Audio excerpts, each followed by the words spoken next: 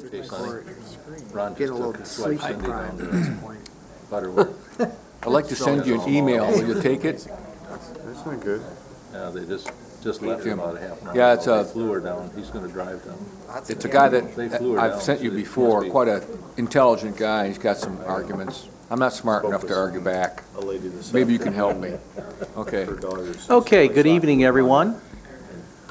We will start the meeting. This is the Grand Traverse County Resource Management Administration Committee. We're a committee of the whole of the Board of Commissioners. Today is Wednesday, October 9th, 2013. It is 7 p.m. We will begin the meeting with the opening Pledge of Allegiance. If you could please stand, we'll have Commissioner Rennie lead us in the pledge. Pledge allegiance to the flag of the United States of America and to the republic for which it stands, one nation under God, indivisible, with liberty and justice for all. Thank you. Next item is the roll call attendance, please. Lathrop, Here. Lemkool, Here. Max Bauer, Present. Rennie, Here. Thomas, Yep. Wheelock, Yes, ma'am. Inman. Here. Okay, we've got everyone attending. Next item is the approval of the RMA committee minutes of September 11th. Commissioner Max Bauer. Mr. Chairman, I would move for approval of our September 11th regular RMNA meeting minutes. Okay, is there a second? Support. Okay. Moved by Commissioner Max Bauer, second by Commissioner Rennie to approve the September 11th minutes. Any discussion? Hearing none. All in favor? Aye. Opposed? Passes. Before we start public comment, if you have a cell phone, you can put it on silent or vibrate. That would be great. And we will now have the clerk read the rules regarding our first public comment. Any person shall be permitted to address a meeting of the Board of Commissioners which is required to be open to the public under the provisions of the Michigan Open Meetings Act. Public comment shall be carried out in accordance with the following board rules and procedures. Any person wishing to address the board shall state his or her name and address. No person shall be allowed to speak more than once on the same matter, excluding time needed to answer commissioners' questions, if any. The chairperson shall control the amount of time each person shall be allowed to speak, which shall not exceed 3 minutes. The chairperson may, at his or her discretion, extend the amount of time any person is allowed to speak. Public comment will be solicited during the 2 public comment periods noted in Rule 5.4, Order of Business. However, public comment will generally be received at any time during the meeting regarding a specific topic currently under discussion by the board. Members of the public wishing to comment should raise their hand or pass a note to the clerk in order to be recognized, and shall not address the board until called upon by the chairperson. Okay, you've heard the guidelines and rules regarding public comment. Does any member of the public wish to speak at this time? Yes, sir, if you could come up and to the podium and state your name and address for us, and then you're welcome to speak.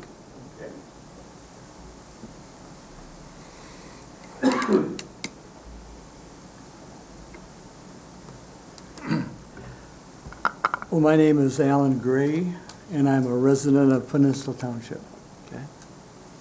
And I'm here tonight to state our case, our family's case, as to why our family should not have to tolerate the volumes of water and clay sediment that is damaging our private property, compromising our retention basins. Also, our family finds it very disturbing that even though there are county laws and ordinances that control what is happening, substantial efforts by the county are not forthcoming. I have had conversations with the owner and the contractor, but they do not seem interested in our situation. The retention basins were engineered based on potential water flow. They are now compromised because of all of the extra water and soils. My question is, if there is a problem with one of the retention basins, and we've already had some overflows that have migrated down as far as, well, you don't know where I live, but as far down as East Shore Road. Who is responsible for that happening?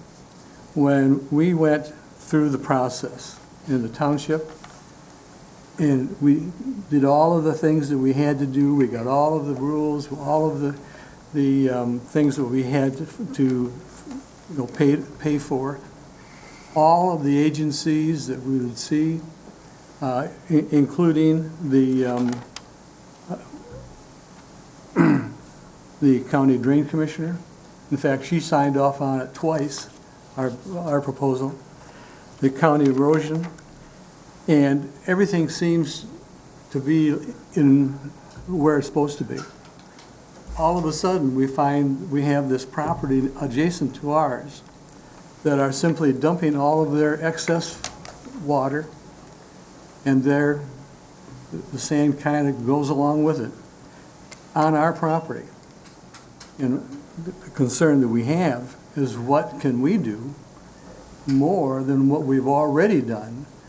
And what would happen if something were to happen, God forbid, where someone could be hurt or whatever? I'm really at my wit's end in trying to find out what a person can do that has done everything necessary to be legitimate in regards to the development, and then have someone else come in that is not doing what is supposed to be done, and you don't have anything to say about it.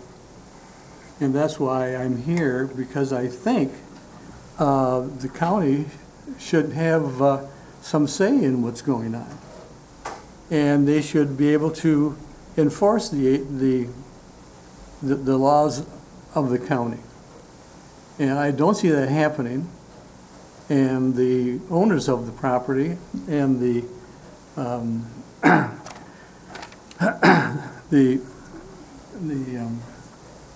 person that's doing the work is simply ignoring us. We have no recourse. And I guess that's why I'm here, as to what kind of recourse would we have, or should we have, after we've done all of the work that we're supposed to do. We did all of the design work. Elmer's was the company that did the work. They had a design team. All of the design teams were engineers. If you could wind things up, you're on your time limit right now. Okay, I guess I just have to leave it as a question. Okay. What- And I'd like to hear from. Okay, under public comment, it's not a two-way dialogue Oh, back and forth. okay. We just hear from the public. Uh-huh. And if we got your name and address, perhaps somebody from staff could give you a call back sometime tomorrow. Mr. Chairman, I have Okay, two yes. questions. Yes. Mr. Gray, is the property in question within 500 feet of a lake or stream? It is only 200 feet from the lake. Okay. And has everything worked properly up until the most recent construction? There was a time, about 10 or so years ago, when we had a lot of rain, and there was a big development starting up on, I can't think of the name of the street, but there were several subdivisions in Peninsula Township that suffered a lot of water damage. You're talking about the 100-year rain? Yeah, Okay, which is, all right. anyway. Well, thank you. Our property has never had an overflow of the drains. In fact, they very infrequently go one-third, get filled up one-third of the way. All right. Thanks. So, All right, thank you. Appreciate your time today.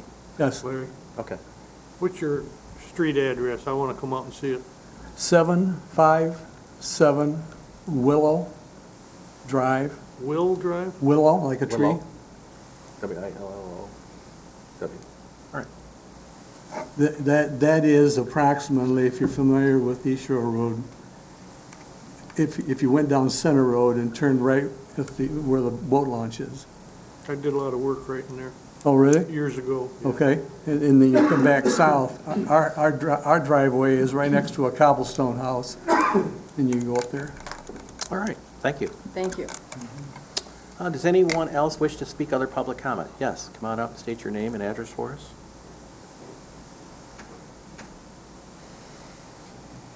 My name's Brent Thomas. Address is 4368 Apple Tree Lane.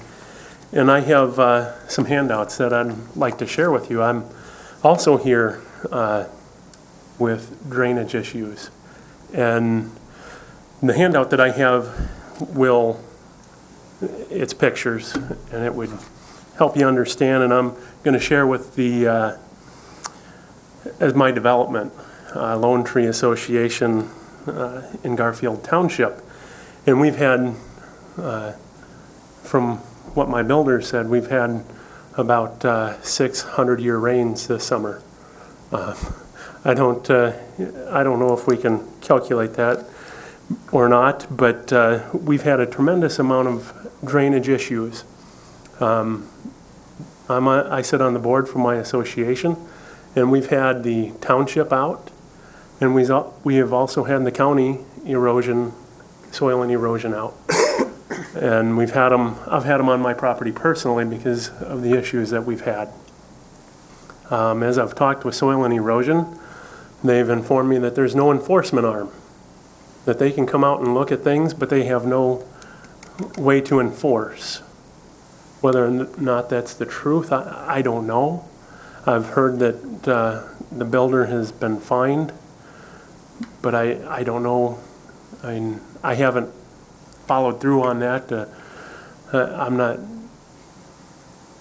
worried about the fine part. I'm more concerned about the troubles that we've had. Soil and erosion has given direction to the builder as he's repaired some drainage easements, and the builder has not taken soil and erosion's directions. He said, well, I'm going to do this. I'm going to do that. We have to give the soil time. It will be okay. Wait until next summer. Maybe your yard will heal. They had earth moving permits to take down a small rise hill, and during that time they drained off of that property through my backyard. Soil and erosion inspectors were there and showed them, and they said, well, over time that water will slow as grass comes up and you won't have as much of a problem. But the problem I have is that when those lots were excavated and those hills were cut down, they certainly should have designed those lots to hold their own water rather than come across private property. And with that, we sit in an area with very heavy soils. So we have tremendous amount of washouts. We had a build go on over the summer in part of the development. And silt fencing is not common. It's up. It doesn't work well in our area. Well, this building that was going up over the summer in August, they didn't have silt fence up. Silt filled the road, filled the drainage easement across from it. Over the weekend, last week, the drainage easement failed, took out part of a driveway. And so, as I come before you to talk to you about this, I've went to the township. I've expressed my concerns with my own property. I don't know who to go to with the code because I'm not getting, well, that falls within the jurisdiction of the township, or that falls with the county. It's pretty ambiguous with where some of these codes end up. I have a washout that's a foot deep in my backyard that runs for over 25 feet because of water draining off of adjacent properties. There's no storm water control on the house next to me. Pardon me. And so when there's no enforcement, I have trees that have become damaged. I have soils that are building up around trees. I paid for these. The builder doesn't care. He told me, well, next summer we'll get around to it. It's not going to be this fall because the soil's not going to heal. And so I went to the township. And my question is, where do these codes lead us? When we've had inspectors out, when we've had formal employees of the county out. And I'm gonna leave these pictures with you. You'll see one where there's a lot, it's a house lot that's starting to become built upon right now. There was a electrical wire going through this lot until the end of July. And we finally said, what can we do to get this electrical wire out from this water? It happens to be right behind my house. My son was playing in the mud today. I was pretty upset because he's been told he's not supposed to be back over there. Ruined his new school shoes, and Dad's upset about it. But the part that bothers me is that there hasn't been, when inspectors have went by, there's been no responsibility taken by either the township or the county to say, you know, it doesn't fall within my jurisdiction, but we need to get somebody out here and get it cleaned up. Okay. And so if I could leave this Yeah, with you, if sure. there's any questions, I'll be happy to We want to make answer sure them. we got your name and your address for staff to Yep. help follow up on. Brent Thomas, Brent Thompson, you got your address? 4368 Apple Tree Lane. Okay, all right. Can I ask you, Commissioner Yeah, a question, quick. Mr. Thomas, are you within 500 feet, do you know of a lake or stream? We are not. Okay, thank you. All right. So if you could get that to our clerk, and she can pass it around. Certainly. Thank you for coming tonight. You're welcome. Does anyone else wish to speak under public comment? Yes, Lisa, come on out. State your name and address if you could. Hi, I'm Lisa Leedy, 125 Morgan Street, and as of the last 11 months, I'm the village president of Fife Lake.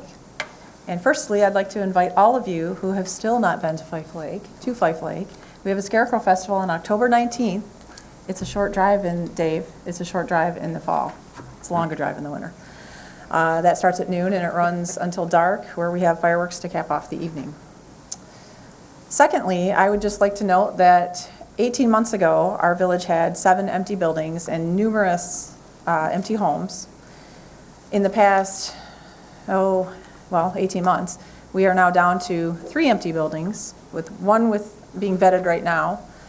And we sold 26 homes in our school district in the month of August. That's significant. And that is due to a unified marketing effort by our township, our village, our DDA, our chamber, our school district. We are working together. With that being said, the 3 buildings that are left in our downtown district are buildings that need significant renovation and significant love. They're either going to need to be demolished, remodeled, something. With that, this stormwater issue that seems to be the popular topic of the night becomes more and more important, because now we're talking about potential development in our downtown area. And if you haven't been to Fife Lake, everything is at the top of a hill or at the bottom of the hill. So we have an issue there that we were presented with a renewal of an intergovernmental agreement in December. We did nothing with it at first because I was unclear of the ramifications or what it was, so I did some fact-finding. In that fact-finding, I reached out to a retired civil engineer that I know that used to be an Antrim County planner, Howard Yamaguchi, who from Malaysia was able to give me some objective response on the importance and the significance of the stormwater issue. So we have since, after all the fact-finding, as a village, adopted this agreement in June, along with the intergovernmental agreement that we sent back to the county. We issued a letter requesting that the county enforce it, since the language of the intergovernmental agreement that was presented to us is identical to the previous language, and in that language, there was some sort of enforcement that was handled by the county. We do not have anyone who has the training or the background in Fife Lake that I know of that's on any board or any employee that has the skill or the background to handle all this. This is way above my head, which is why I reached out to other people. I'm looking at community members that we're making forward progress, but I'm looking at a potential. I don't have a particular issue like these people, significant like this. We have some issues, and most of our stormwater issues are road related. We've had some other small issues, but before it becomes a big issue like these homeowners, again, we're on a lake, we have a river on either side of us, you know, we're hills everywhere. So we are the prime stormwater issue location. I would like to see better cooperation between these departments. I don't know these people in the building department, the soil department, and the drain department, but this, whatever happened to make the change where they were separated or whatever, there is a big disconnect. There's a big gap between the process of someone wanting to pull a building permit, a soil permit, a land, whatever, the land use. That process is very fragmented, and there needs to be some sort of unification of this process and clear directive to the staff, along with some sensitivity training to the citizens to remind them that, you know, they do work for the citizens. And I've had an inordinate amount of complaints regarding the building department and their personal touch or lack thereof. We have citizens that would like us to have our own building department and our own inspection process. I really don't want to take that on. I'd rather fix what's going on, these different fragmented processes, and get it all together so we can work with the county and use the services that are available to us now. So what I'm asking as a community representative is that as a board, you enforce the stormwater agreement that has been presented to us, the intergovernmental agreement, and that you take charge of this and have these departments work together to try to solve this issue. Because I think it's going to become a significant issue for us soon. And I feel for these people that are here because I see what it does to our roads. I've been documenting every single time it rains. I've been documenting the different issues that we've had, and we are working on a SAW grant application right now. But to have that at your home, in your front yard or your backyard, and have small children, that's a concern. So I'm just asking that you consider the impact on all these citizens, because it's not just one area or another. It's all the citizens of Grand Traverse County.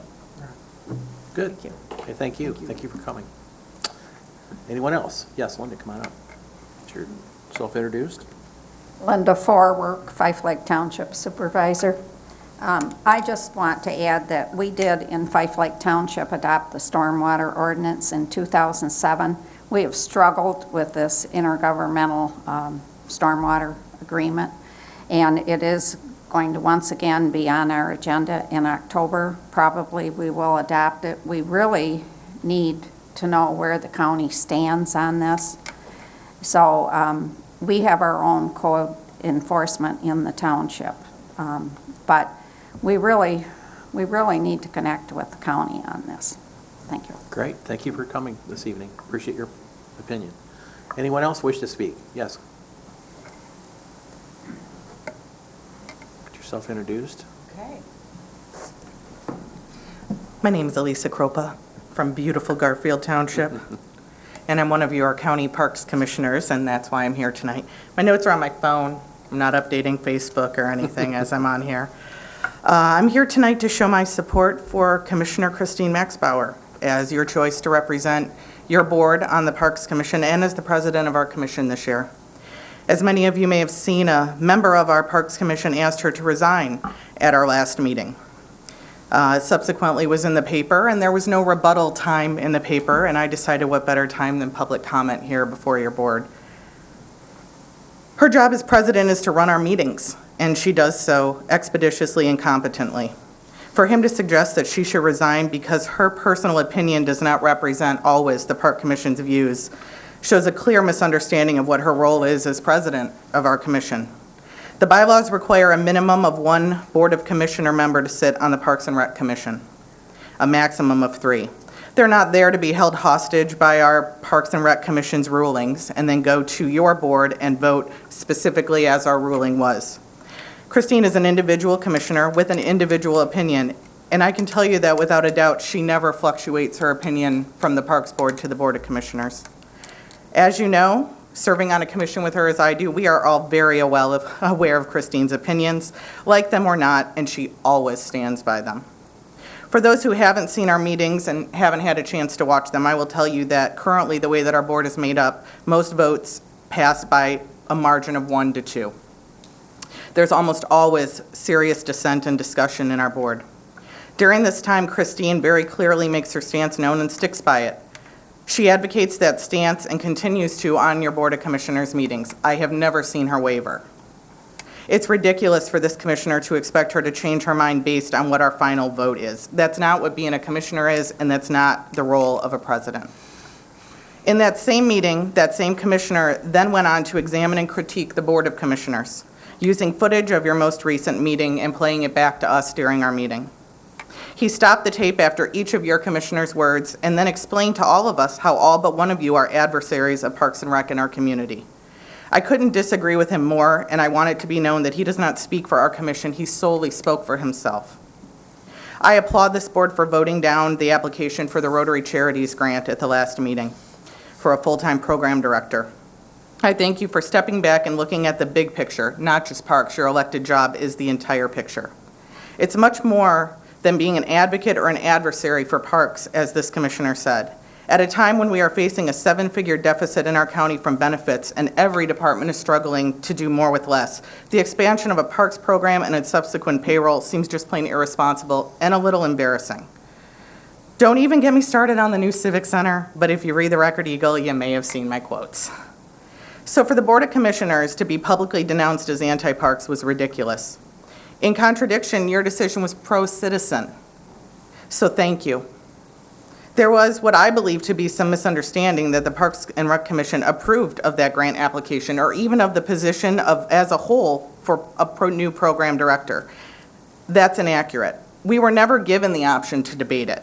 As a matter of fact, the only time it came up was at a budget study session last month when we questioned a large increase in a line item and were then informed it was the match for a Rotary Charities grant. As the discussion began about it, it became very clear that approximately half of the Parks Commissioners were completely opposed to it, including Christine Maxbauer. Yet we were never given the opportunity to discuss it at a regular meeting, nor were we told that he would be going before your board almost immediately with a grant request, without our input. It was certainly a surprise when I saw it on the agenda for your meeting. So to have this commissioner accuse Christine of flip-flopping or not representing our views as Parks Commissioners during your meeting was ridiculous. She was consistent and continued with her opinion through the whole thing. Finally, just to thank you, the Board of Commissioners, for listening, for always having an ear when I want to be heard, for returning my phone calls and emails and texts, and for showing a genuine interest in what our Parks Commission is doing. After the newspaper article a few weeks ago, I think it only showed half of the picture, so I wanted to take the time today to speak about the other half. So, thank you. Thank you for coming this evening. Does anyone else wish to speak under public comment at this time? Okay, seeing none, okay, we will close public comment. There'll be time later on in our agenda for second public comment. We will now move on to the approval of the agenda. Dave, do we have any additions other than your administrator's report, which is on the agenda? And I will be providing you with a budget update. Is Under that? That's on there. Administrator's report. Okay, under the administrator's report, okay. All right, we need a motion to approve the agenda as presented. So moved. Moved by Commissioner Wheelock, seconded by Commissioner Rennie to approve the agenda as presented. All in favor? Aye. Opposed? Passes. We move on to the consent calendar. Would the clerk read the consent calendar, please? The purpose of the consent calendar is to expedite business by grouping non-controversial items together to be dealt with by one commission motion without discussion. Any member of the commission, staff, or the public may ask that any item on the consent calendar be removed and placed elsewhere on the agenda for full discussion. Such requests will be automatically respected. If any item is not removed from the consent calendar, the action noted, received and filed, or approval is approved by a single committee action adopting the consent calendar. All information identified on the consent calendar can be viewed in its entirety at www.grandtraverse.org. A, receive and file. 1, Road Commission Report, October. 2, Conservation District activities. Okay, the consent calendar has been read, and there are 2 items for consideration under receive and file. Does any member of the public wish to pull any of those 2 items for further discussion? Seeing none, does any of the Board of Commissioners wish to pull any of those 2 items? Commissioner Lemkool. The Road Commission report. Okay. Anyone else? Okay, we'll put that under the items removed under consent calendar. So we need a motion to approve the consent calendar, I guess, with item A2. Moved by Commissioner Lemkool, seconded by Commissioner Lathrop. Any discussion? Hearing none, roll call vote, please. Lemkool, Yes. Max Bauer, Yes. Rennie, Yes.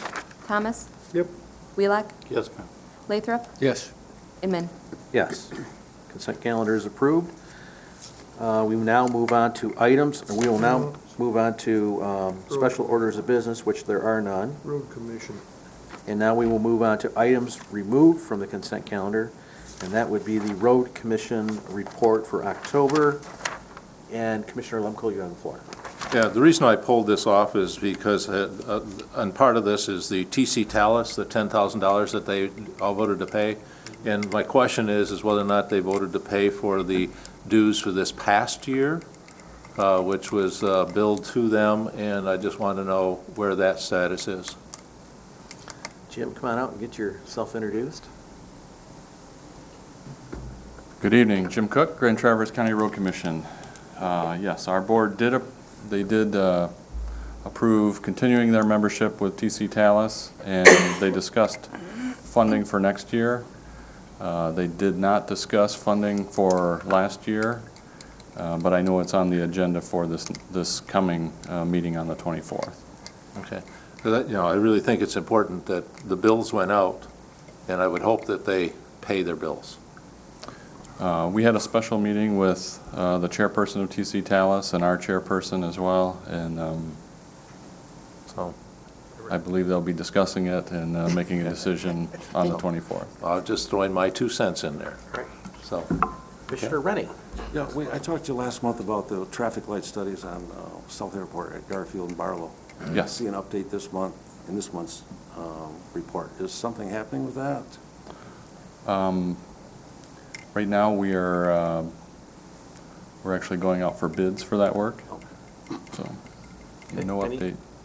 Any other questions? Commissioner Wheelock? Well, I know that the project update says North Lawn Lake Road's done, but the 10 inches of rain we got in the last week kind of made a mess out of some of the corners and the erosion issues. So Yeah, nothing like a heavy rain. I've seen a lot of trucks out there in the last couple of days. Yeah, but, nothing like a heavy rain to identify any issues you had with a project. Well, one real close to me that we talked about very thoroughly before we got into the project, and it definitely washed out. they were also out to Holiday Hills Road, so. Oh, yeah, I tipped cherry Everybody tank. got I hurt. tipped cherry tanks yesterday in my field, and there was 10 to 12 inches of rain in them. Anyone else have any questions on the Motion to report? approve the Road Commission report. Support. Okay, any questions? All in favor? Aye. Aye. Opposed? Passes. Jim, I also wanted, before you leave, I just want to thank you for following up with Rick Boynton's call regarding his road and his washing away of part of the foundation on one side of his road and giving him some advice and taking a look at that, so appreciate the follow-up on that. Thank you very much. All right. Okay, that takes care of items removed from the consent calendar. We will now move on to department action items. The first one is the 4-H United Youth Leadership Program presentation. And if you could come up and get yourself introduced, and you have the floor. Please note, Mr. Chairman, they're Go Green name tags.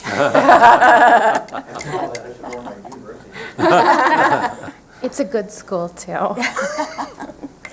My name is Karen Stevens, and I am the 4-H program coordinator from Leelanau County, Suttons Bay, Michigan.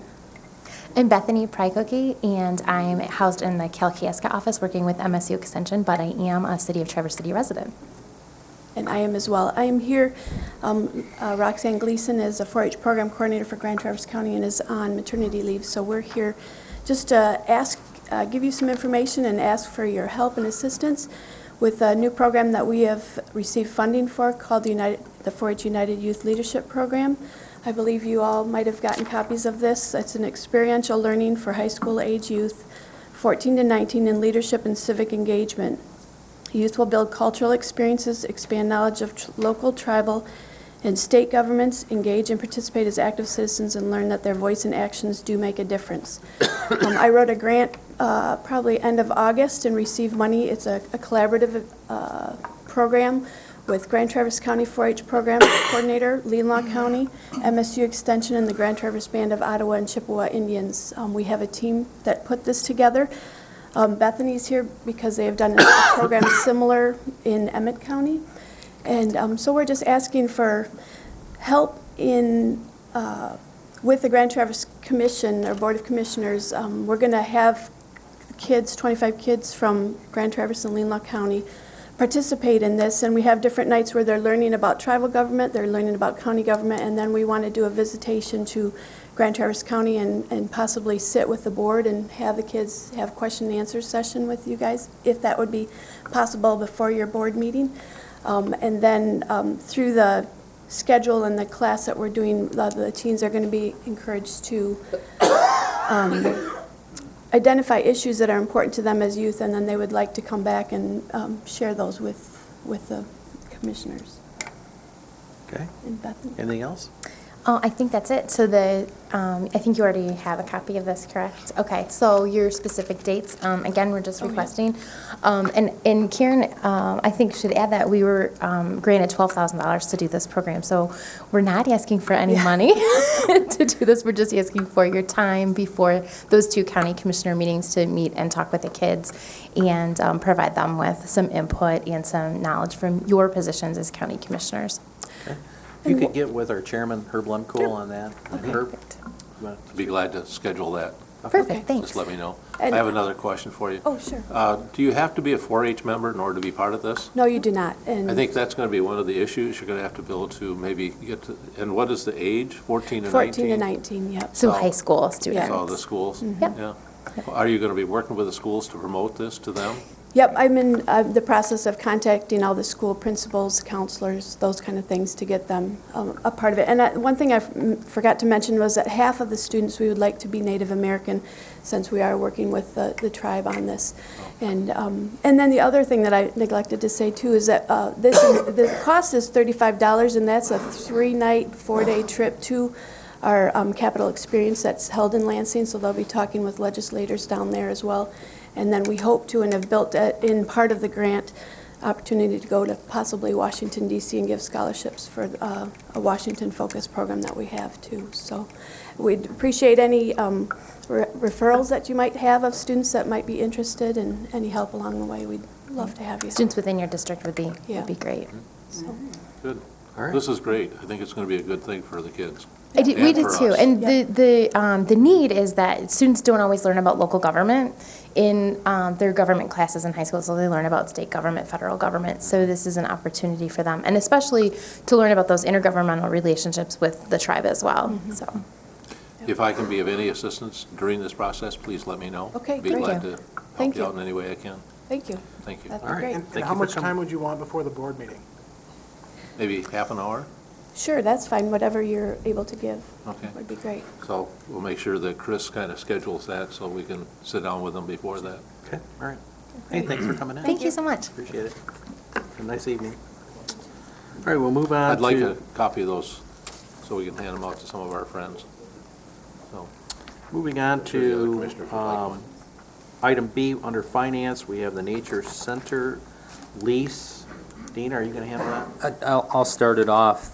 The, summarize the previous, or the current lease agreement had provided for an annual appropriation of $7,500 for building operating costs, and that was for the first 5 years of the lease agreement.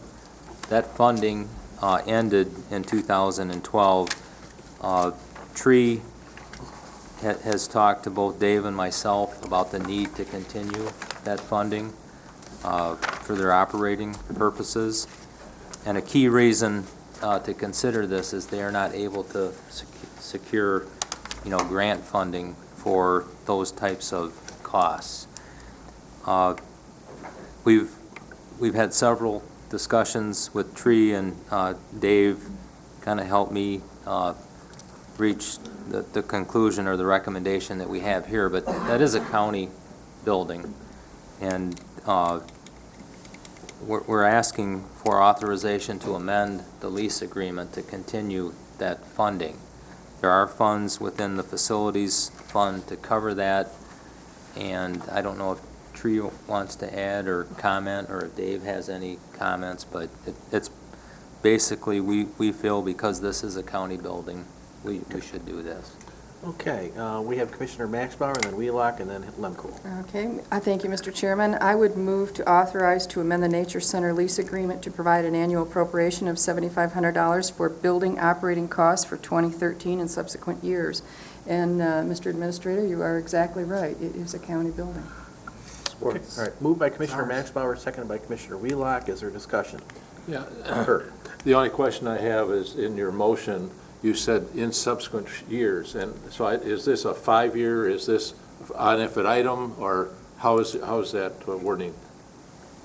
I'm looking at maybe a 5-year with a 5-year renewal, so that they can come back and maybe talk to us about it. We can draw up a renewed agreement. Can we and bring it to the board. make a new agreement? Yeah, we can do that. I don't see a problem. So is the motion Three, is maker, that, motion maker agree with that? or do you want it, I mean, I don't care, I mean, it's just, I'm just asking the We question. need to amend the lease. Dave? We need to amend the lease no matter what we do, so we'll bring the amended lease to the board meeting. Do you need some direction as to whether or not it's a 3-year, permanent 5-year? lease, or if it's a 5 and 5, or whatever it is? Yes? Well, I'll work with Dean and Dave, and we'll figure that out, and we'll bring it back to Okay. the board. Yeah. Good. All right, everybody clear on the motion? All right, Commissioner Wheelock. I guess one thing that, I can't help but point out is the fact that it is a county building, without question. It sits on county land, it's a county building.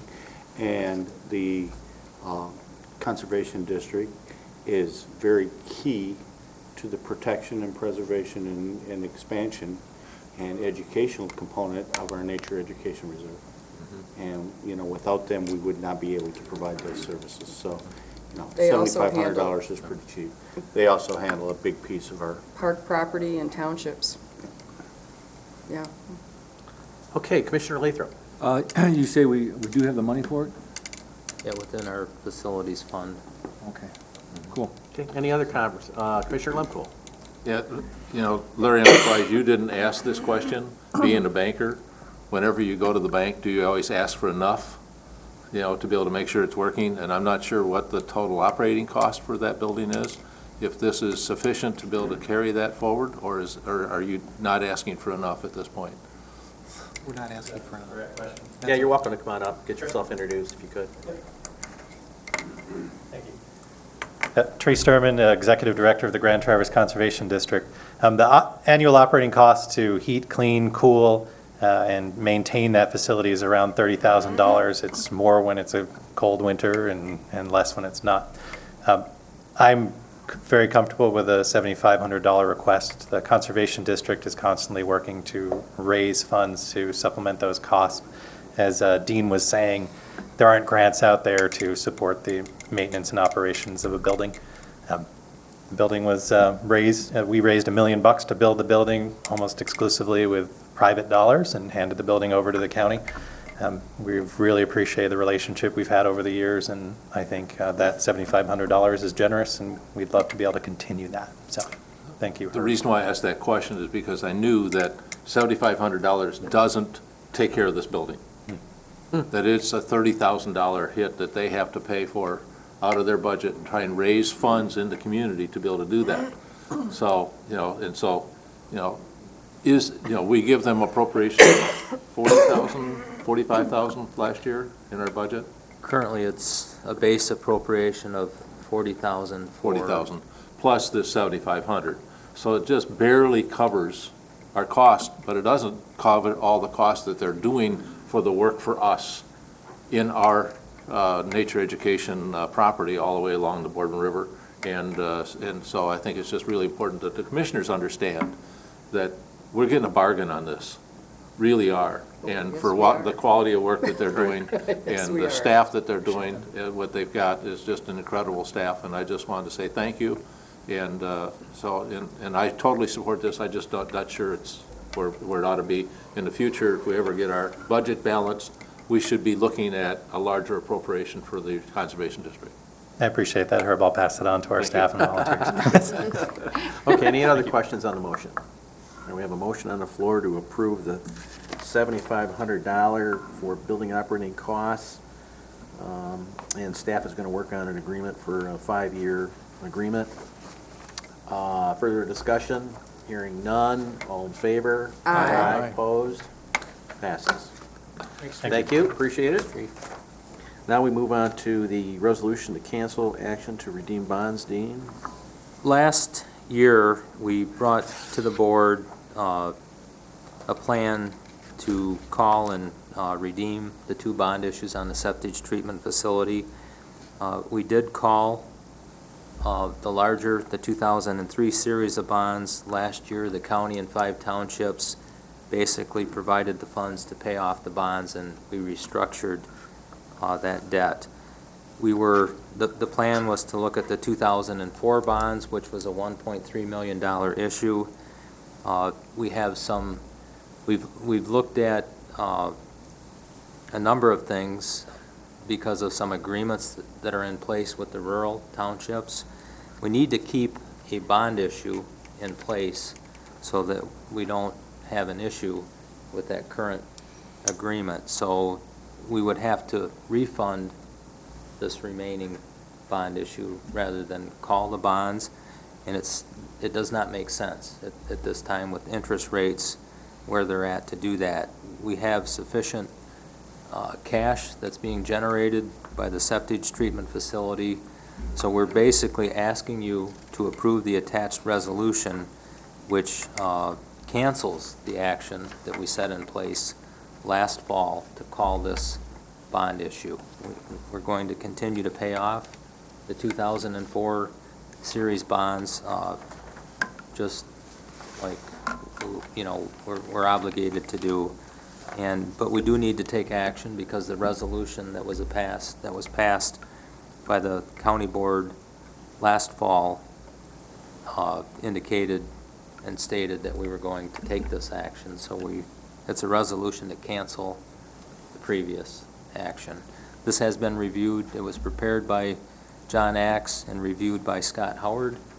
The townships have all approved it with the exception of Elmwood Township, and the Board of Public Works will pass their, will consider their resolution tomorrow, and I will be at their meeting, and we should be good to go, provided the board. Commissioner Thomas. Move to approve the resolution. All right, moved by Commissioner Thomas. Is there a second? Support. Seconded by Commissioner Wheelock to approve the resolution to cancel action to redeem bonds on the septic treatment facility. Discussion. Commissioner Lathrop. So you're asking us to change our mind from the action we took in the past? Mm-hmm. Okay, and we're going to pay for this, what kind of funds? Well, the septic treatment facility, which is a special fund in the county general ledger, the bonds are paid for from the revenues that are the waste stream that. So it's paying for itself, is what you're saying? It is paying for itself. Okay, thank you. The debt is not going to be cheaper. Yes. We can't refinance the debt at a It's cheap. because of the deal we're going to get. Because, yes. Okay. Because the rates have changed. Okay. So it was a good deal last year, but not this year. All right. Times should change. Any other discussion on the motion? Commissioner Lemkool. It's nice to hear good news on the septic treatment plant. Yeah. You have more? I just want to comment because, you know, this here, I mean, it's all been part of the plan. To answer maybe a little more appropriately, yes, the septic treatment facility has not been an issue. It has not been an issue this year for the Board of Public Works. It has not been an issue for the county, and it has not been an issue for the townships. The current cash position in the fund is a little over $500,000. All of the bond payments, this Series 2004 bonds, and the repayment to the townships and the county, which will be made on November 1st, totals $327,000. So with increasing the rate from 12 cents a gallon to 18 cents a gallon, which, you know, there was some concern as to whether or not that might, you know, reduce the volume, but we're having the best year ever. Plenty of cash, the bills are paid. We'll end the year with a positive cash balance, no issues with the state. So, you know, the operations are sustaining, you know, the cost of doing business and the debt payments that are due. So that is very good news. And that's the first time since we've opened that plant, that I can say that. Okay, any other discussion on the motion? So we have a motion on the floor to approve canceling out this bond. Roll call vote, please. Max Bauer? Yes. Rennie? Yes. Thomas? Yep. Wheelock? Yes, ma'am. Lathrop? Yes. Lemkool? Yes. Inman? Yes, motion passes. All right, that concludes the finance report. Is that correct, Dean? Yes. All right, moving on to administration. If I can refer you to page 25 in your tablet. Chris was kind enough from administration to put together a list of boards and commissions that we need to interview for vacancies, and some of these are individuals that currently serve on these boards. We have the Commission on Aging, Department of Human Services, the Grand Traverse Planning Commission, the Airport Commission, and the Parks and Rec Commission, and the Traverse Area District Library. As you know, as you go down from the memo, there are a number of other boards and commissions that we get. It's been customary that we take the appointments from the recommendations from other entities, and we're waiting for those recommendations to come in as presented. So I'm going to make a suggestion and just a footnote. The Parks and Rec Commission has 14 applicants for 2 positions, is what I'm reading here. The Traverse Area District Library has 4 applicants for 3 spots, and it's a little more complicated on the Traverse Area District Library Board. For the new members that are here, the previous commission restructured an agreement between the City of Traverse City and Grand Traverse County Board of Commissioners that appointments moving forward would be based on sort of a different criteria, and we would have so many and the city would have so many, and then ours would be based on geographical districts of the county commissions, if at all possible. So there's even representation for the district libraries, for the other libraries that are out there. So what I'm going to suggest is, because of the numbers that we have here, to equal them out, if we have 2 ad hoc committees, one for parks and one for the Traverse Area District Library, that would be a total of 18 applicants. And if we combine the Commission on Aging, Human Services, Planning, and Airport, that would be 19 applicants. And then, as always, the committee can take a number of days to do those interviews and then report back with their recommendations.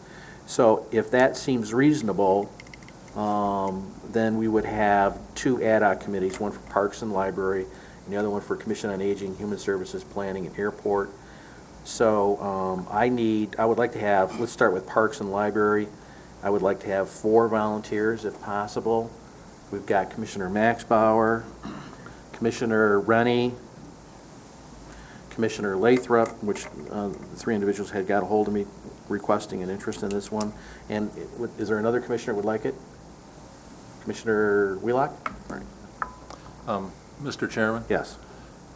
To make this thing a little bit simpler. Yes? You got a better idea? Just an idea for you, that the Commission on Aging is looking at whether or not they want to downsize and whether or not we really want to appoint more members.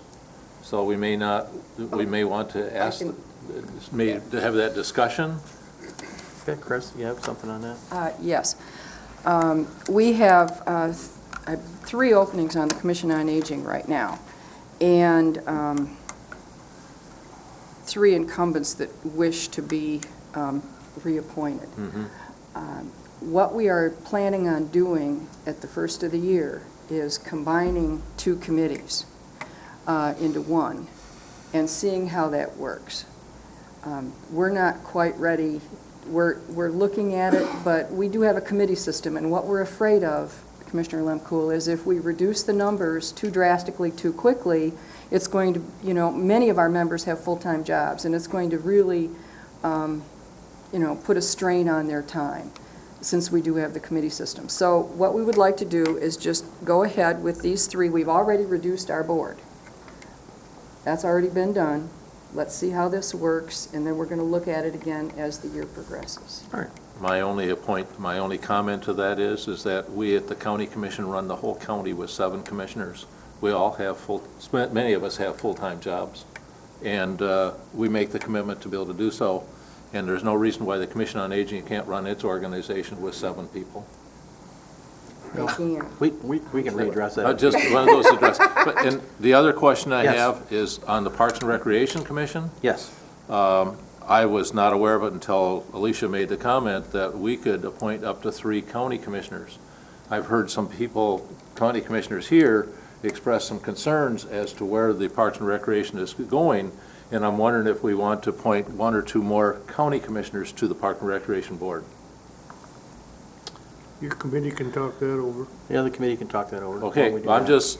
it's just one of those things that you may want to have that Yeah, discussion. If they want to recommend that, then we'll have them come back, and then we'll present that That's in front of fine. the board. You can make a recommendation as chairman. All right. Okay. All right, now we have the Commission on Aging, Human Services, Planning, and Airport Commission. I'd like to volunteer because I'm on the Airport Commission. And We need- Commission on Aging. And Commission on Aging. So- We need 3 other volunteers. I would also. We got Herb. 2 more. Do Anyone? you want me to do it? Or Dickie can. I'm not Dick? in any. Sure, just Okay. let me know when you're gonna meet. Okay, and I'll see if I can get then, up anyone that else? day. We have 1 more. Commissioner do it. Rennie? Oh, that's good. That works. That was for where? That's Commission on Aging, Human Services, Planning, and Airport. I'm not old enough for. Okay. Now, let's do, we need a chairman for both committees. Anyone want to volunteer for the Parks and Library? Commissioner Lathrop, okay. As chair of that committee and chair for the other ad hoc committee? I'll be glad to. Her. Okay, we have, I need a motion to approve the creation of 2 ad hoc committees, one for Parks and Rec, and another one for Library, with Max Bauer, Rennie, Lathrop, and Wheelock, and Lathrop as chair, and Commission on Aging, Human Services, Planning, and Airport appointments. That would be Inman, Lemkool, Thomas, and Rennie, and the chair would be Commissioner Lemkool. Need a motion to that effect. Okay, is there a second? Support. Support by Commissioner Max Bauer. Is there discussion? Hearing none, all in favor? Aye. Aye, opposed, passes. Thank you very much on that one. Budget update. Okay. Dave? Okay. Turn on some pictures here. Dave, we don't need one, the federal government doesn't have one. Huh. Oh, that's right. Oh, no, we have to, that's right. You just Yeah. spend They it. don't have to. That one's on, and that one doesn't seem to want to work too well. Let's see the others. Can we get these things to show the ball game so that Dickie can watch?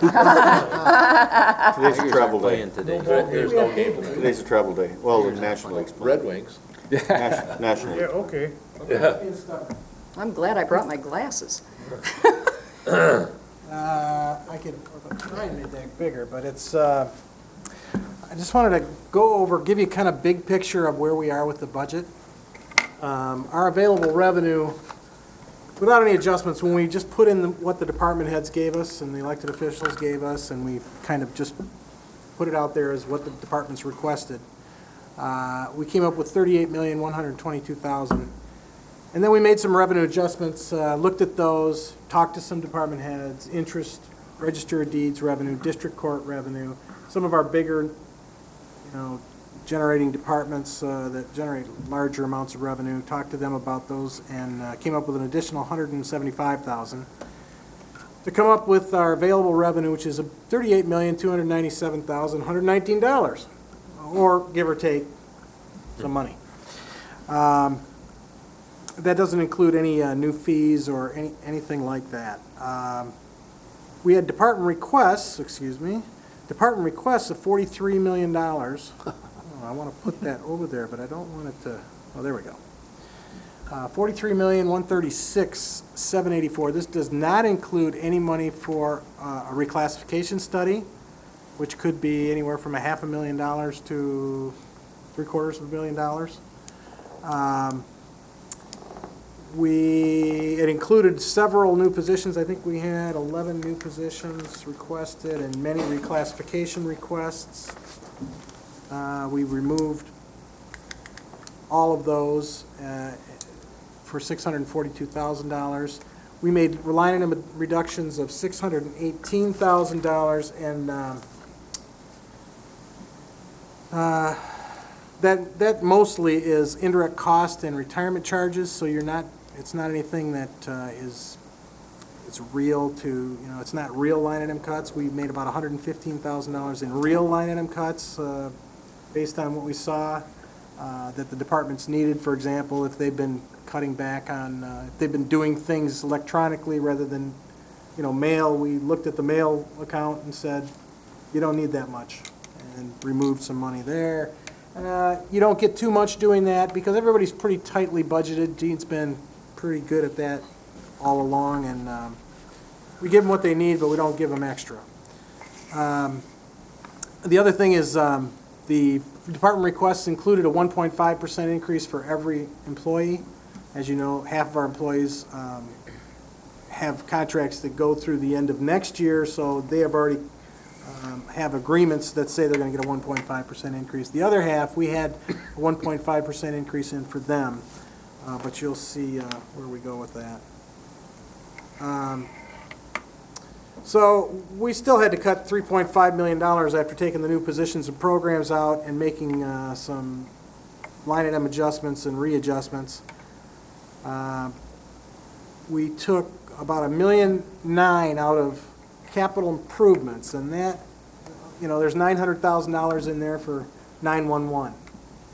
They want a new cell tower, they want new consoles, they want a whole bunch of things that cost a lot of money. And as you know, our surcharge is just been increased from 66 cents to 80 cents, which will generate a whole $150,000, which means that you'll still be paying over $1 million, and that's just the way it is. The law that they passed was supposed to fix 911 funding, but it did not. There are several counties in the state that don't pay any general fund dollars for 911. Their surcharge, they have $2 surcharges, and it covers all their costs. But we only get an 80-cent surcharge, and it doesn't cover our costs. And it's not fair, but it's the way the state plays the game. It also includes a couple $100,000 for bleachers, a whole bunch of money for sheriff's vehicles. I think the requests were over $300,000 in vehicles. So we removed some of those. So it didn't take long to get to $1.9 million. Then we looked at where do we go from there after we remove those. We have $1,689,000, almost $1,700,000 to cut. We've been talking about if we are able to get salary and fringe benefit reductions, we take the 1.5% increase out and we look at other benefit reductions, we might be able to get about $440,000 if we can successfully negotiate that. And then the pension bonds are $788,000. That would also address our OPEB liability. The OPEB liability has not been addressed. We've been paying as we go. It's something that needs to be done for our long-term financial stability. We need to have a pre-funding, just like retirement. Your retiree health care also needs to be pre-funded. And we asked Gabriel Roeder Smith, the actuarial firm, to give us the numbers for that. And it's about $8 million in unfunded liability. We thought it was 6, it's 8. But this would fund that. We would basically take out bonds for that also. But we would have to freeze that benefit for all the employees that were affected.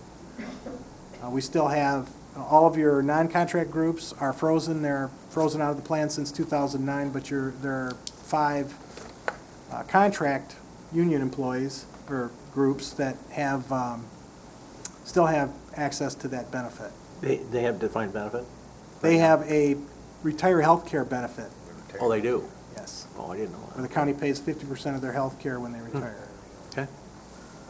That would have to be eliminated for new hires, and then if that's possible, we could bond that also. But you can't do it until it's frozen.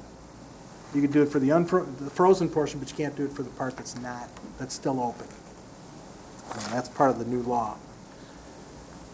If we could get those two items, we've still got about $460,000 to go, which we have to pull out of program or position reductions, or we have to find revenue enhancements to cover it.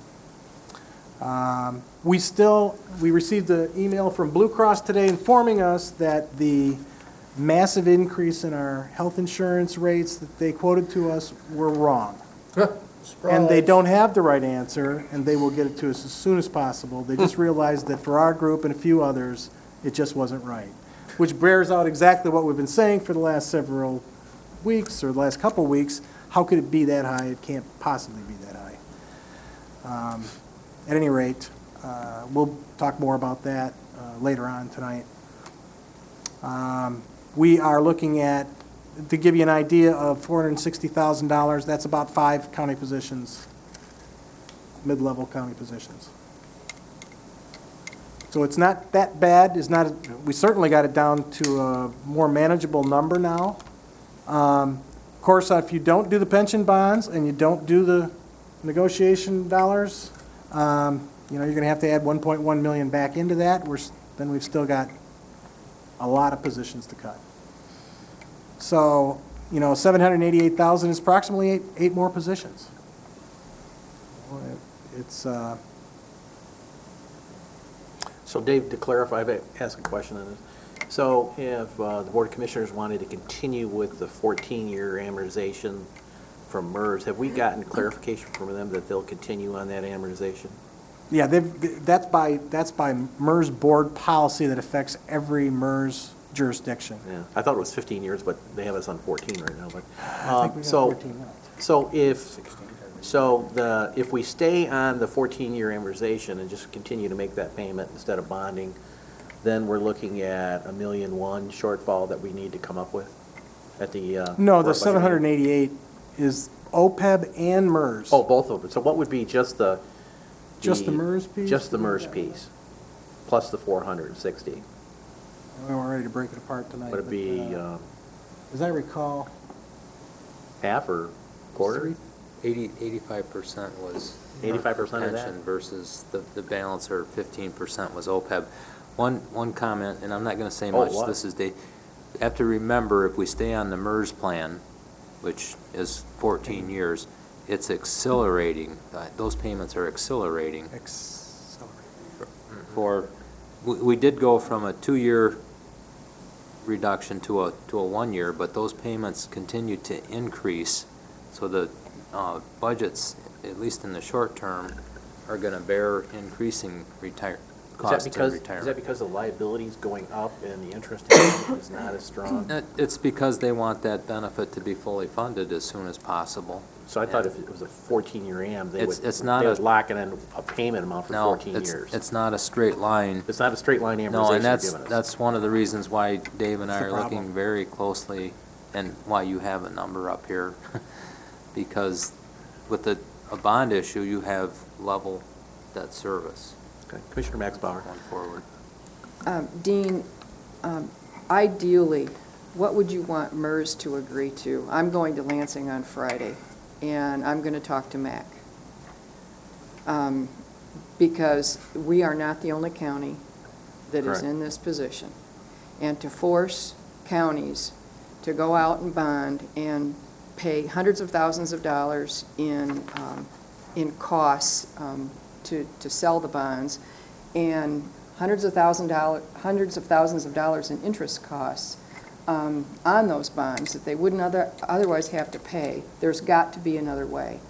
And other counties clearly are in the same boat we are. And I've got a meeting with a number of them on Friday. So ideally, what would we want from MERS? Well, I'd like Dave to answer that too, but ideally what I would like is a longer period of time. We were. How long? Well, 20 years would be nice, but it would also be nice not to have an accelerated payment. Yeah, they're doing 2 for 1. Yeah, You're paying double your. I'd like a straight amortization is what I would say okay. on 20 years. I'm gonna, I will let you know for Monday when I get back. Commissioner Lemkool. In the in your report, you mentioned that we have received both a 20-year pension bonding valuation from MERS. Is that something that we can work with already, or is this?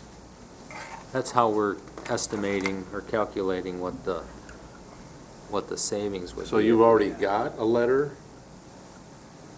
stating that we can do 20 years instead of 14? No, they gave us they did a study for us that took it out 20 years. If you're going to do a 20-year bond, they have to give you what you would be paying for those 20 years Oh, I see. if you didn't do the bonds. Oh. And that's what that is. Oh, that's what that is. So, but they're still demanding the 14-year, 12-year, 10-year? Right. Oh, no, okay. All right. Commissioner Lathrop. Well, so when I looked at that amortization schedule, for the first several years, there's not a big difference between what we're paying now. There's some. It's just going up. Goes up, and about 12 years out, it's a $7 million figure, am I right? Okay. Is it possible that we could see what it would look like, even as drastic as it would look? Can you show us what it would look like if we just handled it ourselves? Well, that's what that 788 is. I mean, if we handle it ourselves, we're gonna pay this year's the 4.2 million. Yeah. And then next year, we're gonna pay 4.4. Right. The following year, we're gonna pay 4.6. Well, we're paying and it's gonna go up. $4-something million now, right? We're at. Yeah, we're paying 4 million even right Yeah. now for 2013. Our cost for the normal cost and the accrued unfunded accrued liability Well, I mean, is 4.2 million. you showed us, you said to us, there's going to be so many positions, 5 mid-level county positions to do thus and such. And I'd like to see what it looked like 3 years out if we did it ourselves, didn't take a bond. What would we have to take out of 13, mid-level positions? 13, 14, somewhere in there. How many do we have, mid-level positions? Well, it depends on what you call them. I mean, I'm taking, anywhere from 75,000 total cost to 100,000 total cost. Per person? Per person. Okay, I mean, what I'm saying is how many do we have now, mid-level? How many total do we have right now? And we have 500 plus employees. So How many are making, higher scale versus lower scale? The majority of our employees are somewhere in the 60,000 probably dollar range. Well, I guess But it goes up as your education and experience go up, we're kind of graduated in the professionals. Well, for me to make a judgment, I need to have to compare it to something. We have X now, what is it? And what would the picture look like if we had 13 people gone? I'd like to see that. Well, that's what I'm trying to get out of you tonight, so that I can give you that picture next week. I'd just like to see it, compare it, contrast to what this is. Yeah, I guess what I'm going to intend to do, if I don't get a clear direction on what to do with this pension obligation bond here, and where we're going with salary and fringe benefit projections, I can identify cuts for you of those dollar I'm not amounts. willing to give clear direction on this myself until I see the other half. Okay. I mean, the impact. Yeah, I want to see what it looks like. The only thing I have to say to that is, if you intend to do this, then you should do it. And if you don't intend to do it, then you shouldn't do it. But if you're standing on the fence and you want to see what it looks like, you're going to create a lot of angst. This will create a lot of angst when I identify what that cut is. Everybody that is identified as losing their jobs starting December 31st is going to have a lot of angst over that. So if you intend to do it, don't do it for an exercise, because it's going to hurt. I mean, it's going to cause a lot of stress in people's lives. I mean, it's not right for us to really know what's happening. No, what I'm saying is you don't want to hurt, you don't want to, if you need to see it before you make your decision, that's fine. But I'm telling you the consequence of that is that it's going to create a lot of angst in the organization as a result of saying, well, we're not going to cut 400,000, we're going to cut $1 million, or we're going to cut $1.3 million. When you say we're going to cut 13, 20 positions, whatever it's going to be, whatever it takes to balance that number out, you have to identify those bodies. And people are sitting in those positions and they're thinking, wow, it's going to be a great Christmas. So you got to think about that before you even put it on the table. Yeah, I'd like to not identify those positions until I know we don't have any choices. Well, how can you know unless you look at it? I don't know if you need to identify the positions, maybe you can identify the number of positions at a certain range, and kinda- just treat it as that way, and then I think we've got a basics understanding on that, and that's all you really need. I just need to compare and contrast. Yeah. you He's need- offering this with 5 mid-level positions gone, plus the bond. Right. What's it look like if we have 13 mid-level positions gone without the bond? I want Right. to compare and contrast that. Right, okay. I mean, And I I can, think we could do that without I identifying don't care if positions. you, I don't need to know every position, I just Yeah. need to see the ballpark figures. Yeah, that's fine. Commissioner Wheelock? Well, I guess my concerns, I'm not necessarily opposed to the bonding of this obligation because it gives us a real opportunity to know what our budget's going to look like. My concern is if you decide not to do the or not to do the bond, and you choose to cut out 5 positions this year when it's 4.2 million, and then in 2015, it's another 4.4 million, okay, then we got to cut out 7 more positions. Where are we going to be 5 years from now? I would much rather bite the bullet now and bond this money and know that we can control where our budget goes to. I don't, and no disrespect to anyone, but I sat here in 2003 when we cut 22 positions out of the budget. I sat here in 2009 when we eliminated 2009, 2010, we eliminated the whole janitorial staff and about 11 or 12 more positions. Those are discussions in public meetings that I don't look forward to sitting through again. If we can bond this money and be able to control our budget, I would much rather do that than have to have discussion about the potential of having to eliminate positions. But you're not going to cut this kind of money out of a budget without eliminating positions and eliminating programs. And unless unless the commissioners are going to sit down and go program by program, look at how much that program costs and how many people it serves, then you can do that. But you simply flat don't have the time to do that and still have a budget in place by the end of next month.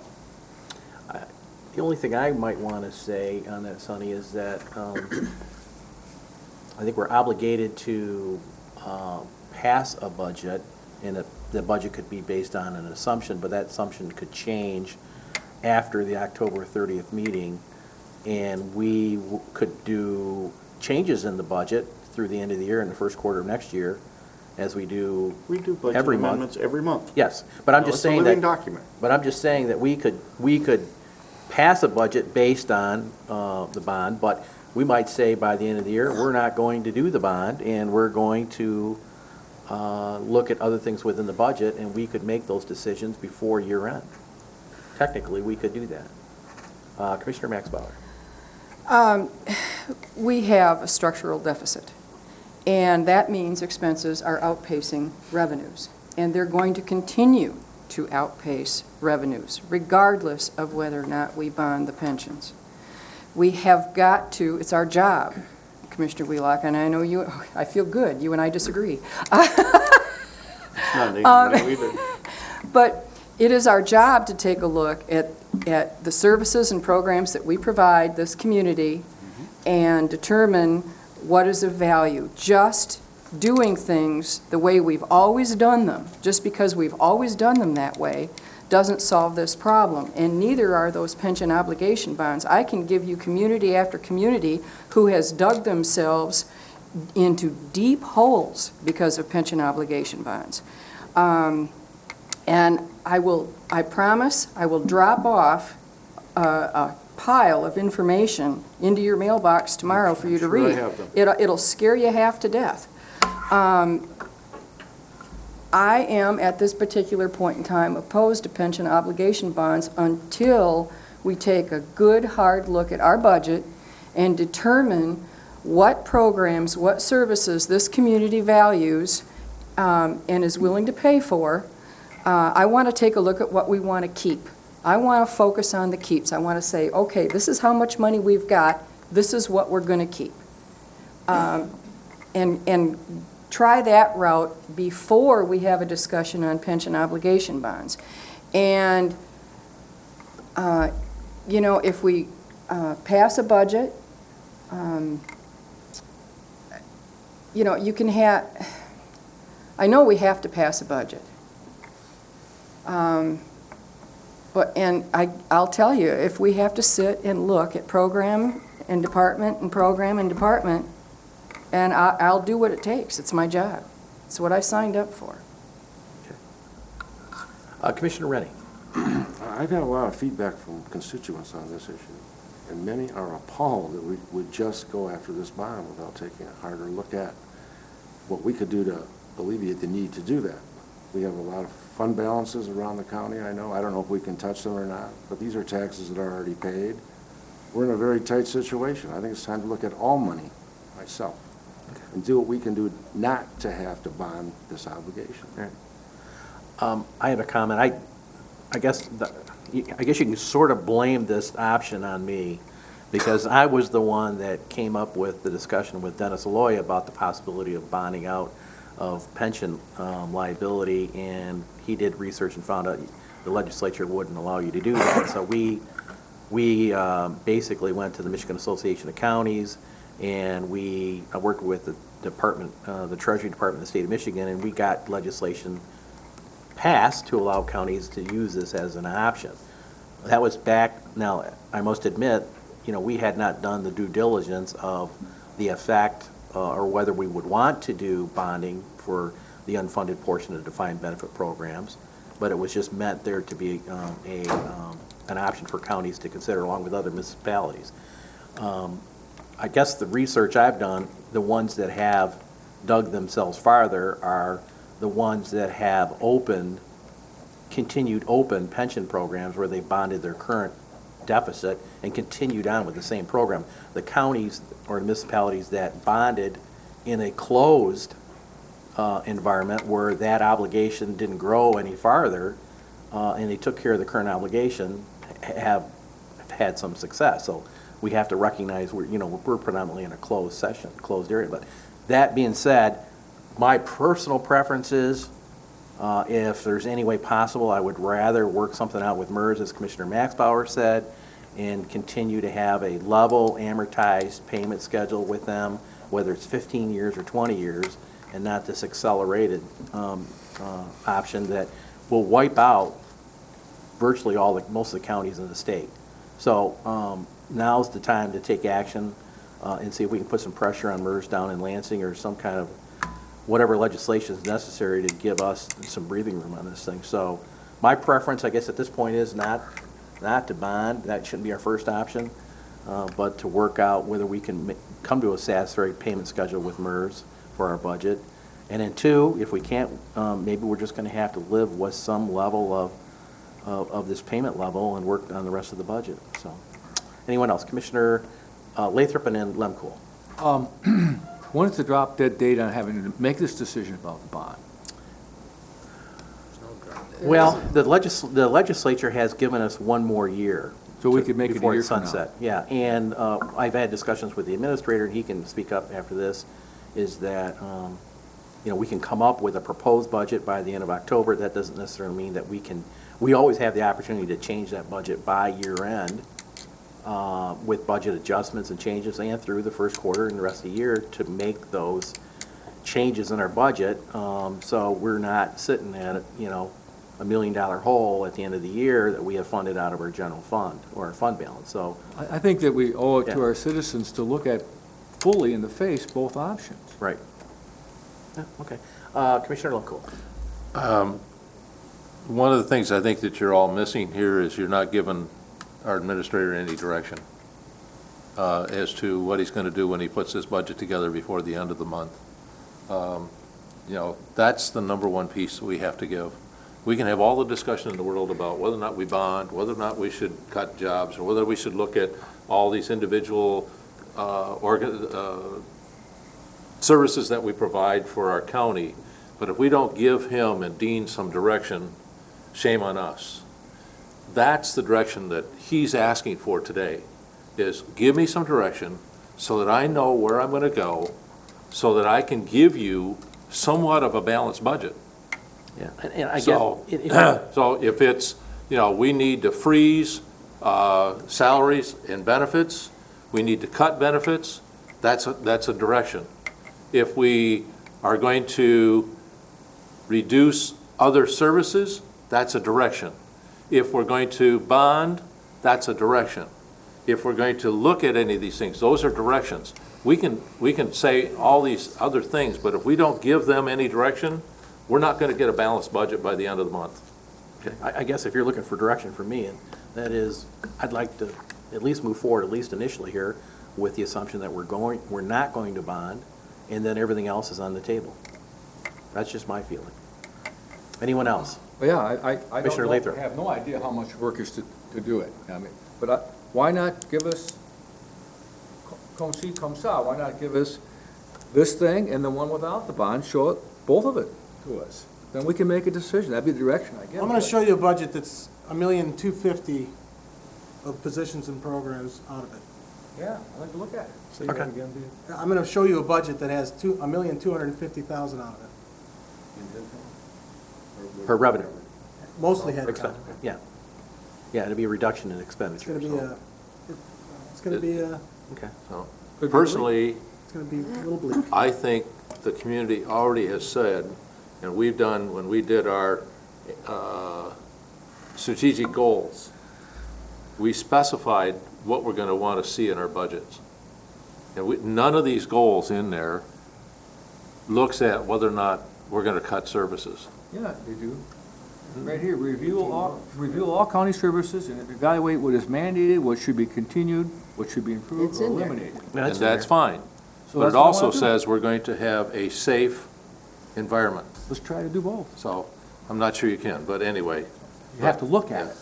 I don't disagree with you. All right. But I just want you to know that when you give him direct, personally, I think we ought to be looking at a combination of everything. That we look at the bonding, we look at maybe looking at all the services, we look at all these things, give them direction that says, this is where we want you to go. Now, if that means that we need to bring more people in to talk more about the bonding, I'd like to see that. Because I don't think John X had a full time to be able to give us all the benefits and all the pros and cons on that when he was here. If, I've got a gentleman who, who talked to me, who's in the bonding, who said, don't go bonding, but I've not had a good conversation with him to figure out why. And so, I think we need to have that dialogue. Let's look at that, let's leave everything on the table so that we can have a good dialogue discussion about all those options. So when we get ready to do this budget by the end of the year, we're going to want to pass it at the end of this month. They've got 2 weeks to put together what you're going to give them direction in. And that direction is, we want a balanced budget, and we want you to look at all the reductions in salary fringe, maybe hiring freezes, maybe no wage increases. All those things have to be gone in and say, this is what you're going to do in your budget. Personally, I think salary freeze, a hiring freeze, and fringe benefit reductions. Those are the number one top 3 things that I would say, please do that. And then look at any other reductions that we might be able to look into it, and also give us more information on the bonding. Okay, all right. Commissioner Thomas. I just came up with a question.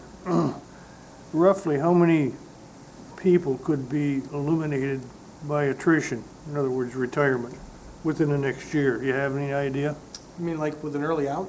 Well, not, maybe, but how many people are within a half a mile of retiring? And There's folks you that just are, don't replace them. well, that's the hard part. Well, You gotta not replace them. if we gotta draw the line, you gotta draw it somewhere. That's a good thought. Dean, you're not on that list, are you? Anyone else on this direction We're still discussion? giving them a direction. I mean, what are we telling them to do? Well, That I've got community policing officers. The townships, you've given them 3 years, you've given them the same number. We keep eating the increasing cost. Not anymore. Okay, but, we could add $100,000 into our revenue by charging them what you agreed when you started the program, they were gonna pay the direct cost. If you don't wanna do that, you're gonna cut a body to do that. And, there are a number of instances where we've decided we don't wanna do that. Well, if you don't increase your revenue, you're gonna have to cut your expenses. If, for example, 911, everybody says, well, 911, their millage failed miserably. Well, you can't afford to, I'm telling you, in the next 10 years, if we actually can buy that cell tower and upgrade their equipment, I'll be amazed. Because we're already spending way more out of the county general fund than we can afford to spend on them. I mean, they really need a separate funding source. They need a surcharge voted on by the people or a millage voted on by the people to take care of 100% of their cost. And if you want to do that, we can propose that in the budget. That's a direction. And it can help alleviate this 1.2 million. Most of it would be gone. Okay, so as a summary, and then we'll get to Commissioner Rennie and Commissioner Maxbauer. What I'm hearing is that, that we would like to see, as a part of our budget proposal for our next meeting, is with the pension bond being implemented and without the pension bond being eliminated, and what other things would be on the table that we would have to consider for discussion to adopt the budget at the end of the month. All right? Is that clean? Is that clear? All right. Commissioner Rennie and then Commissioner Maxbauer. Interesting you brought up the 911. Jamel did get me a funding analysis, which was very, very interesting. About $1.40 to pay for it and give us a little capital fund at the end of the year. About 0.40 mils to make the same thing happen. Can we go back and ask for a different increase on 911 for the Public Service Commission? No. No. Never, ever? We went to the Court of Appeals twice with them. And the state kept. Took us 5 years to get where we got. Yeah. Apparently, they don't care what the Court of Appeals says.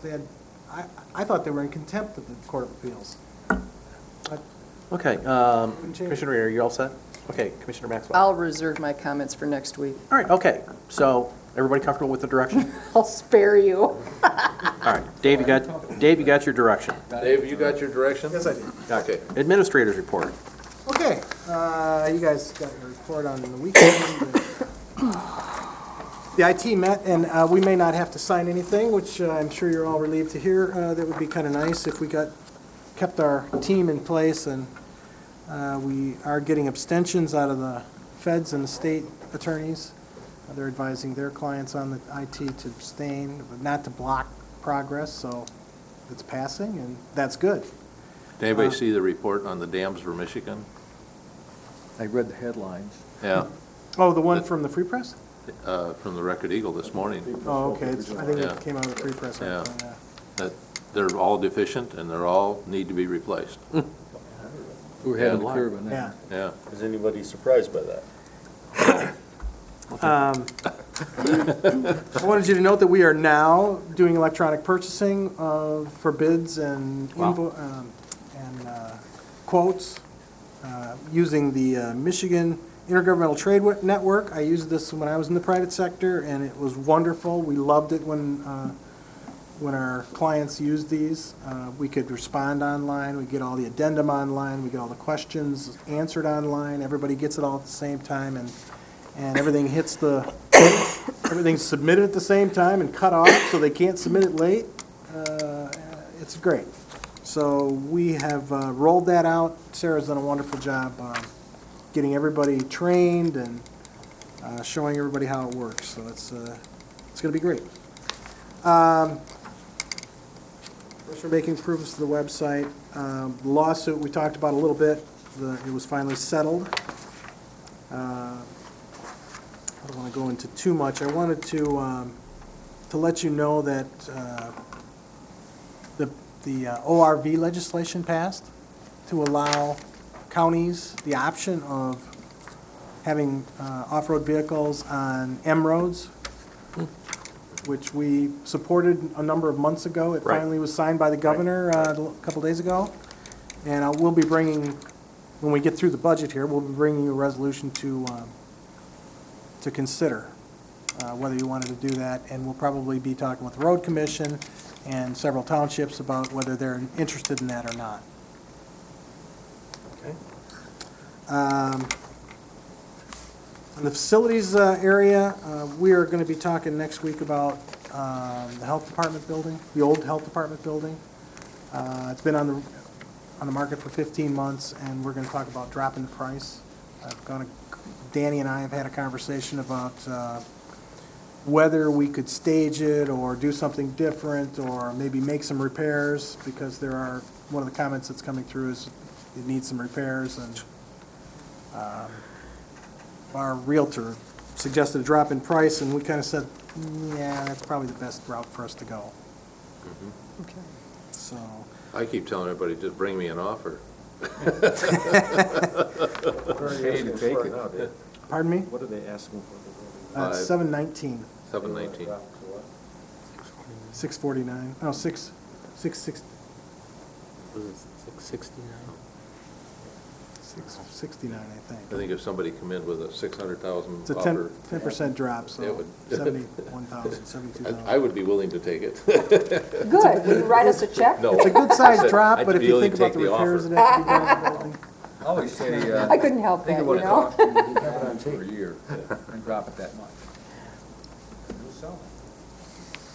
Let's hope. If we could get, that kind of money out of there, that'd be great. As you know, the health department was accredited with great praise by the state of Michigan, and they went out of their way to let me know that we've got an exceptional health department. I talked to Dave this morning about the facilities, the law library being moved to the district library. Some of our employees did not know that, particularly Chris's office over there. So just to let your office know, if you want to pass the word that the library, and we also should let our people know in the beginning, at the entranceway of the county, that they're our greeters, that they're not telling people, well, it's upstairs in the courthouse. Well, it's over in the, it's in the Traverse City District Library on Woodmere. Yeah. So I think it's important to let everybody know. We are now a storm-ready county as of September 13th. We became the 4th county in northern Michigan to be certified as a NOAA storm-ready county. I had a conversation with the Cherry Festival, and they're the only festival that's storm-ready. Yeah. And they went to a International Festivals Association, and some of them were looking at doing that, so they're gonna copy us. So the festival's been working with Greg Bird, and has got a great relationship there.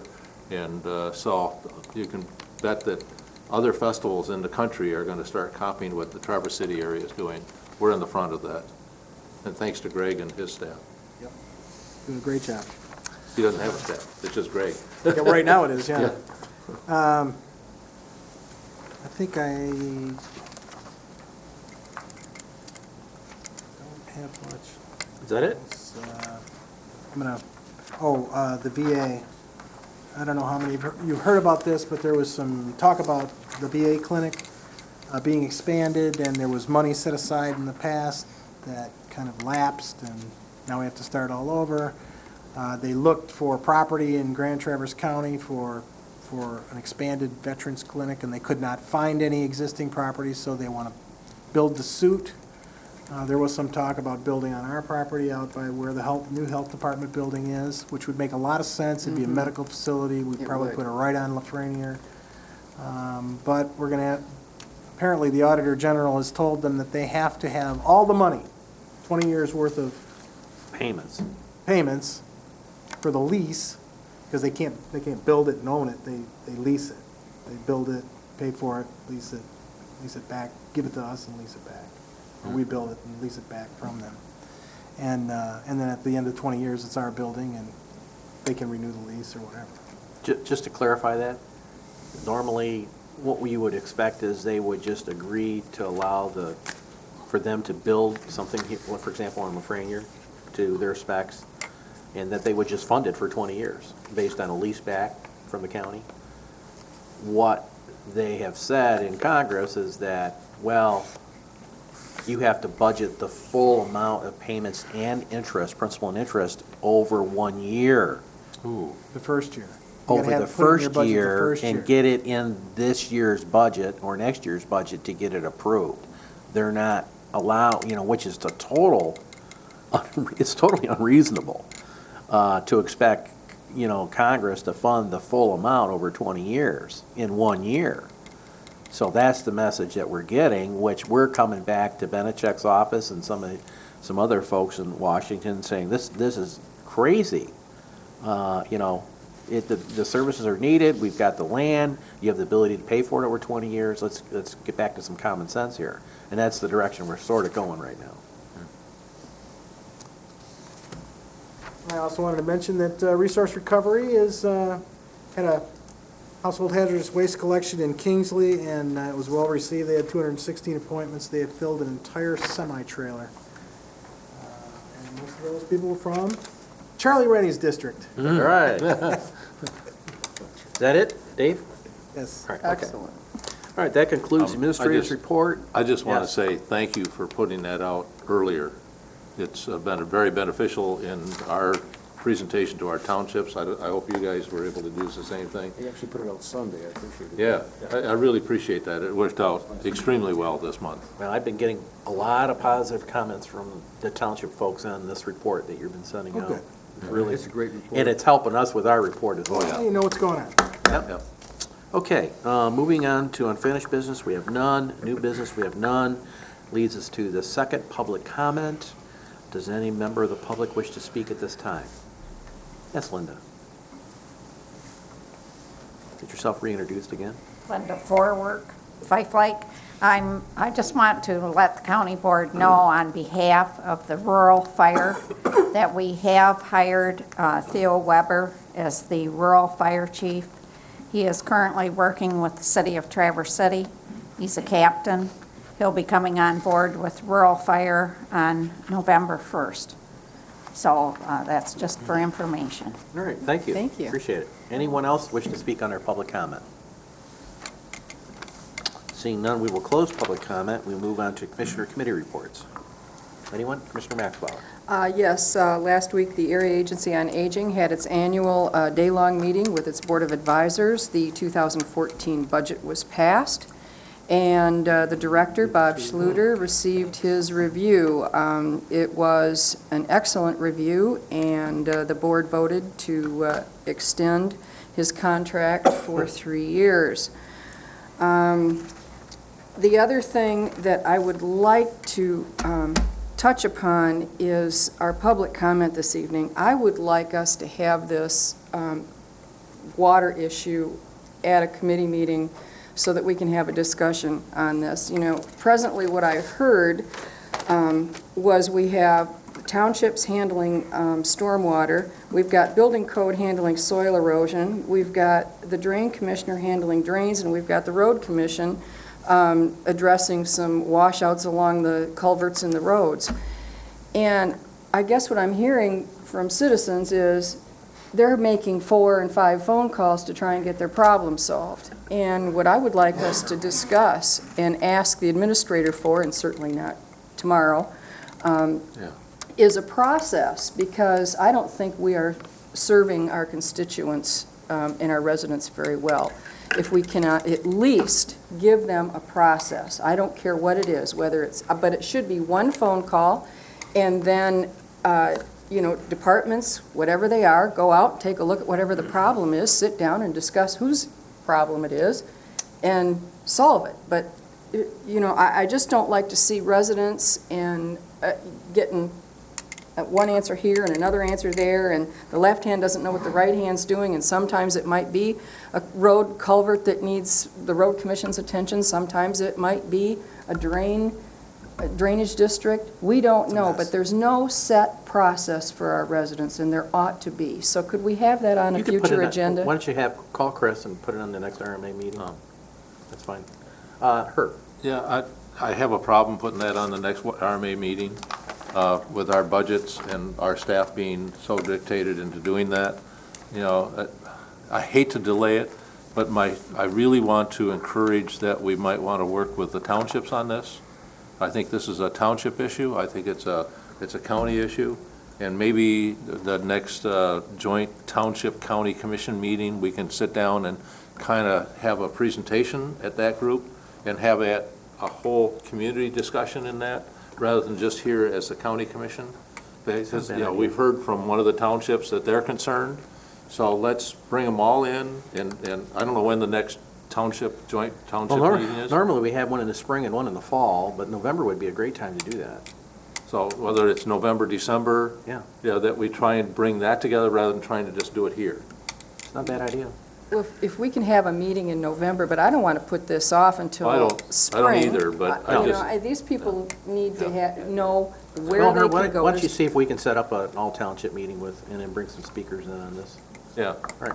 I think we need to take some leadership in this. Oh, I agree. Everyone's Yeah. confused, and it Just would tell only them involve who the to call and townships. where to go, you It know, only involve the it's- townships that want to be involved in it. There's that don't, they don't have to. But we should try to be proactive. We're seeing all this reactive stuff. Right. We can avoid it. Right. So we should protect our citizens. That's part of our goals. Okay, Commissioner Rennie. I think there's a tremendous amount of confusion out there. I hear it all the Oh, time. I agree. As to who to go to, who handles what. I think it's high time, this has been lingering from the last board, in my opinion, that we straighten this out. Everything seems to be up in the air, and no one really knows what direction to go. I think the sooner the better we get on this situation. Okay. But I'm just saying, my priority is budget. My priority is we got to get this budget taken care of first, and then we can tackle that problem. Right. Yeah, but we need to tackle it together as a group. There's a lot of dissatisfaction. Oh, yes, there is. So Yep. take a look see if there are other issues with the township stuff that we can have a meeting. Okay, Commissioner Wheelock. Last night at Long Lake Township's meeting, they had a presentation in regard to the upcoming bond issue for the road commission. And I would encourage people to get at the road commission's website. I believe it's www.gtcrc.org, correct, Jim? And you can see a full copy of the presentation in regard to the bond language, and a copy of the Road Commission's asset management plan, which explains how they are going to go about doing road improvements and how much each mile of road costs depending on what they have to do. You know, I would encourage people to look at that and make sure that you understand.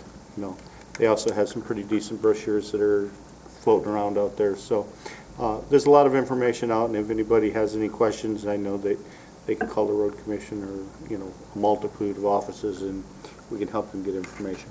Okay.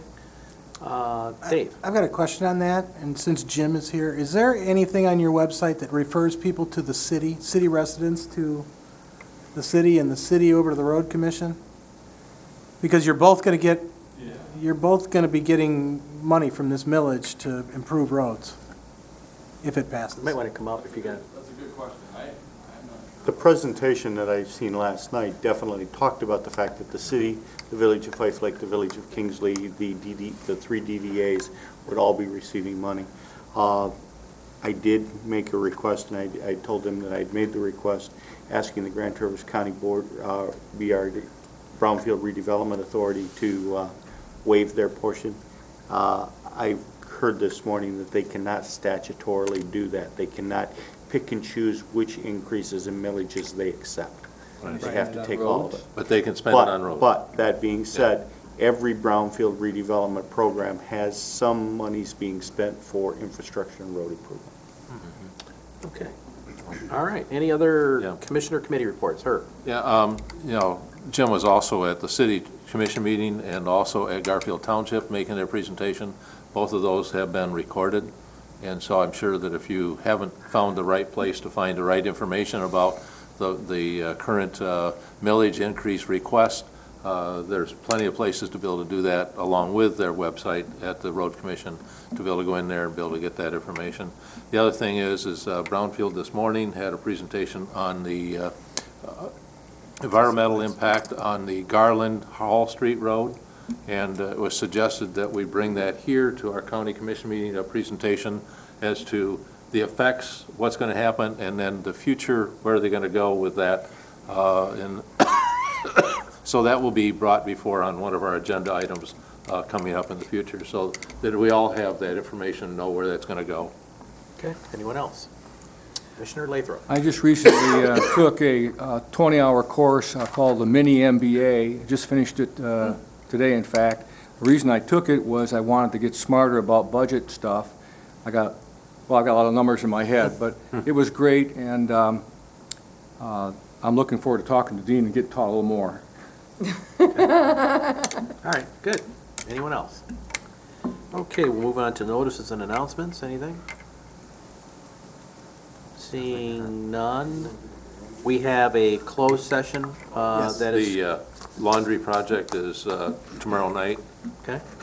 At the home of Roger out on the Peninsula Drive, and this is for the... That doesn't help anyone.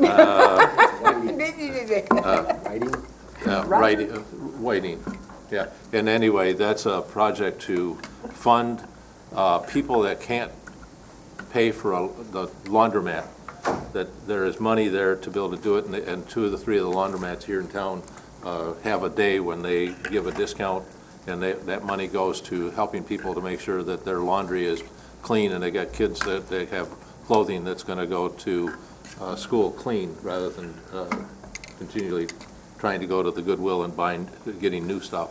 So it's a great project, and so anybody that wish to donate to that, they can do that, or they can go to that party and make a donation there, along with maybe a gallon jug of soap or something. Okay. That's tomorrow night? Friday night. Friday night. Okay. All right. Anyone else on notices and announcements? Mr. Chairman, I would move we go to closed session to discuss labor negotiations. Okay, moved by Commissioner Wheelock. Support. Seconded by Commissioner Thomas. Dave, is there, in anticipation, we would make a decision and when coming back from closed session? No. Okay, so we just let the public know that we're going to go in closed session and then come back and then adjourn. So we have a motion and a support to go in closed session. Roll call vote, please. Rennie? Yes. Thomas? Yep. Wheelock? Yes, ma'am. Lathrop? Yes. Lemkool? Yes. Max Bauer? Yes. Inman? Yes. Okay, we will go to the adjacent room. All right. Buddy first.